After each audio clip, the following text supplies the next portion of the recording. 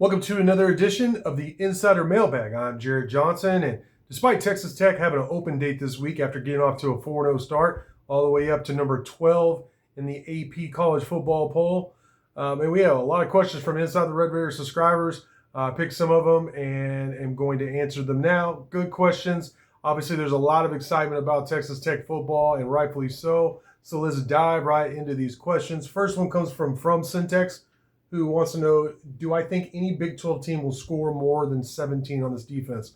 Yeah, I think a team, pardon me, with a more wide open spread attack might. I don't know. We haven't really seen this defense face. We haven't seen this coordinator at Texas Tech with this talent go against really a spread, 4 wide, 5 wide type attack with a good quarterback who could really sling it.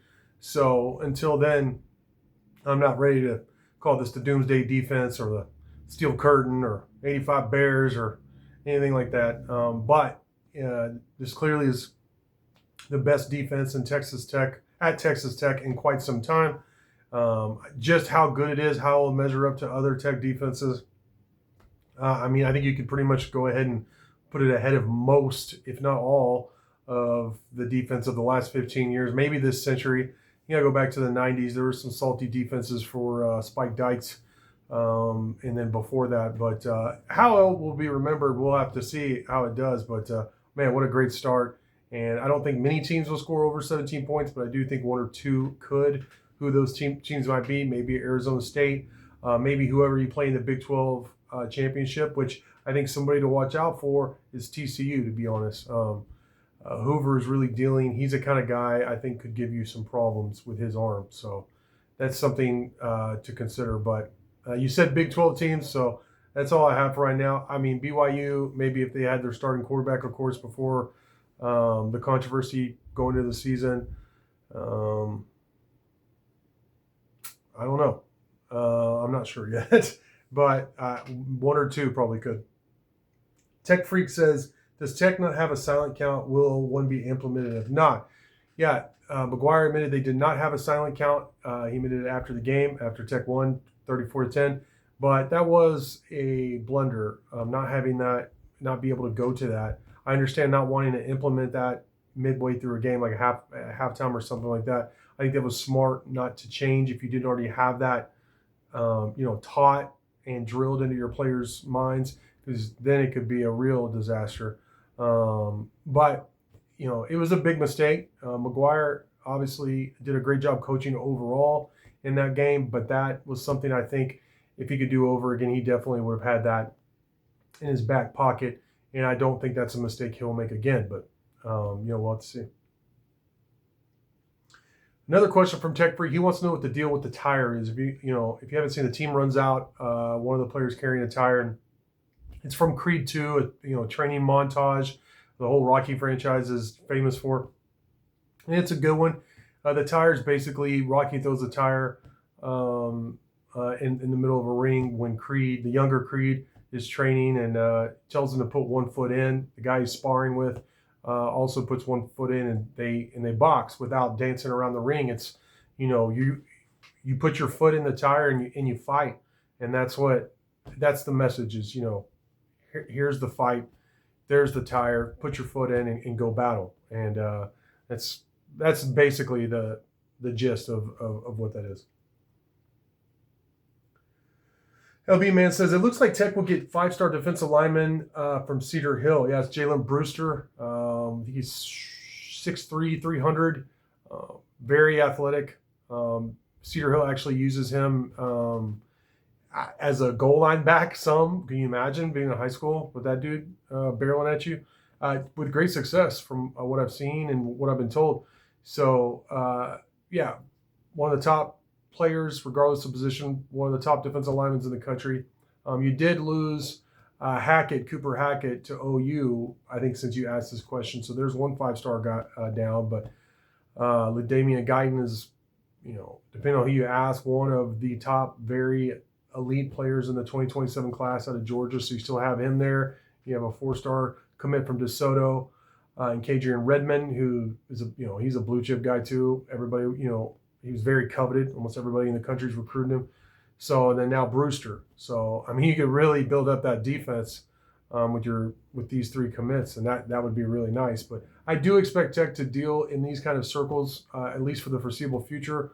With all the changes in college football, it'll be crazy to see what would happen next. But Tech has made a commitment, an investment, friends of the program and Texas Tech, just the coaches themselves, to elevating the roster, elevating the program, and this is a big part of it, and it's really exciting.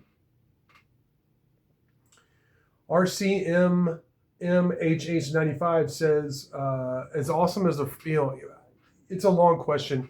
He wants to say that he's not disappointed in the defensive line's play at all, but he expected more sacks. And do I feel like what's the reasoning for that? Well, first off, Tech is tied with several other schools with, I think, 41st in the country with 2.5 sacks per game. So, I mean, they're in the top half of the country, not top 10, I think, or even top 5. Like maybe a lot of people, not just Texas Tech people, but people who saw that game against Utah, think that Tech has one of the top defensive fronts in the country. Romello Height, I'll tell you this, that his draft stock's gone way up. David Bailey is still expected to be a first-round guy. So the edges are doing well. It's just not a ton of sacks. For one, Utah ran the ball a lot. I think also the starting defense didn't play a lot in the first 3 games. I mean, they didn't play a full game. I think they only played a half the first game, if I remember correctly.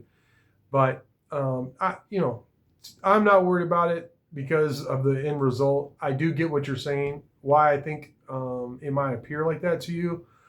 Well, I'm not sure.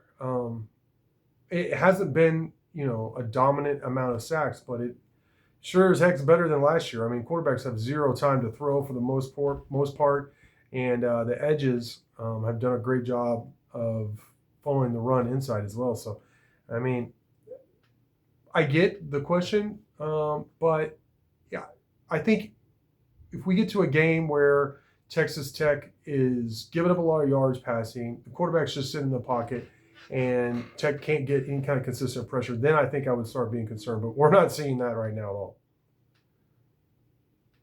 Mass Tech says, on a scale of 1 to 10, with 10 being terrified and 0 being you don't care at all, how concerned are you about the Houston game? I'll give it a 5. It has, on paper, Tech should blow them out. But it has all the ingredients of a classic letdown. I mean, Tech makes this big statement. They had 2 weeks off. They've beaten Houston, I don't know how many times in a row. It's like 6 or 7 times in a row. So it's not really a rivalry other than it's in-state and in conference.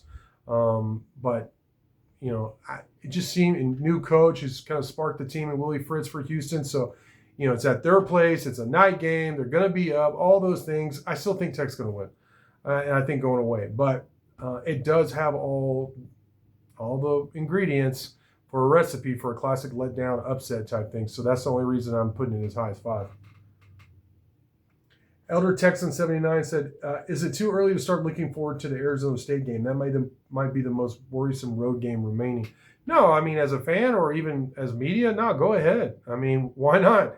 Why so serious that you can't look ahead? I mean, that's part of the fun of being a fan and having a schedule and, being week to week and all that. So, no, go ahead. And, Arizona State, yeah. I mean, I haven't done a deep dive. I've watched some of their game live when I can here and there. I'm going to, watch more Big 12 football tomorrow since, Tech is off this week.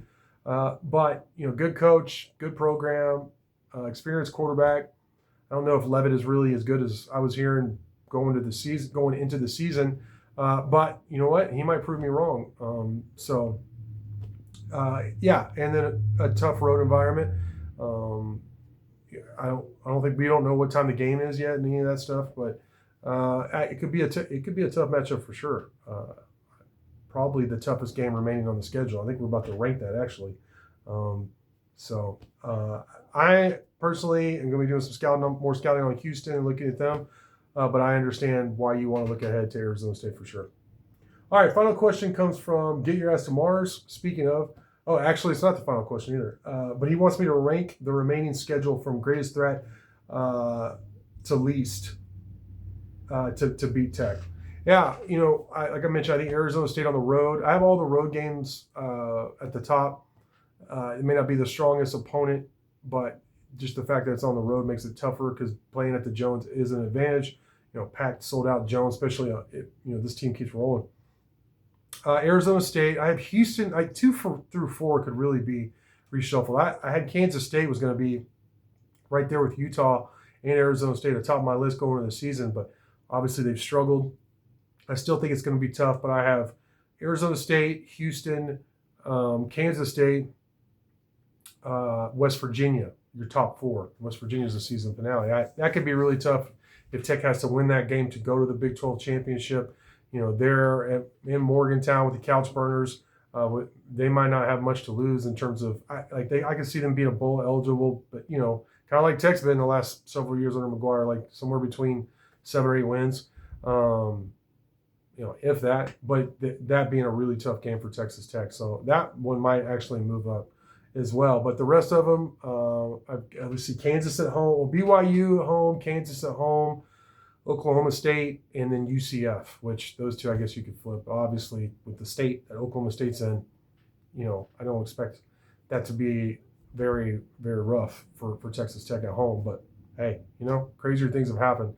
That's my 8. And then Red Swarm 35247s says, do you think our left tackle, that's Howard Sampson, struggling, and is that a concern for the rest of the season? So he thinks he's going against a really good player. Yeah, he was going up against Daly. I forgot his first name. Utah's top pass rusher, and he's good. Watching him, he appears to be the real deal. But that's who Sampson's going to be, blocking is most likely, more times than not, the best pass rusher for the other team. And, there are times where he really stonewalled Daly. But I think he gave up 1, if not 2 sacks and a holding penalty, which would have been a sack. So he got beat some. And so what that tells me is that Hawkins is clearly an improvement. He's good, but he's not like a dominant left tackle yet. Maybe he'll evolve into that. But I do think it's an upgrade at left tackle with Sampson. They may just have to chip a little bit more than they were expecting going into the season. But then again, maybe Daly's just that good. But I'm definitely not ready to say, and I wasn't going to the season, that Sampson's this all-world offensive lineman and nobody can get past him. Now, he's a monster.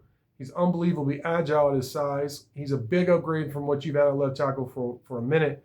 And, he's going to have some ups and downs, but against the best pass rusher from these other Big 12 teams. But that is something to watch, but I'm not concerned about it like some big weakness. It's just something to watch out for. So, well, with that, that's going to do it for this week. Great questions from everyone. I really appreciate you watching. And